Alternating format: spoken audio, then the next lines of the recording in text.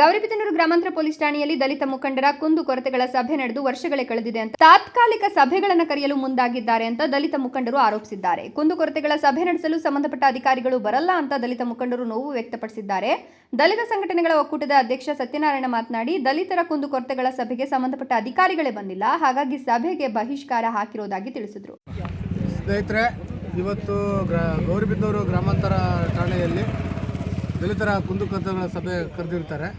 ಸಭೆಗೆ ಮೇಡಮ್ ಅವರು ಸಹ ಲೇಟಾಗಿ ಬಂದಿದ್ದಾರೆ ಮತ್ತು ಸಂಬಂಧಪಟ್ಟ ಅಧಿಕಾರಿಗಳು ಸಹ ಇವತ್ತು ಠಾಣೆಯಲ್ಲಿ ಇಲ್ಲದೇ ಇರೋದ್ರಿಂದ ದಲಿತ ಸಂಘಟನಾ ಒಕ್ಕೂಟದಿಂದ ಸಭೆಯನ್ನು ಬಹಿಷ್ಕಾರ ಮಾಡಿ ತುಂಬ ಸಮಸ್ಯೆಗಳಿದ್ದಾವೆ ಗ್ರಾಮಾಂತರ ಠಾಣೆಯಲ್ಲಿ.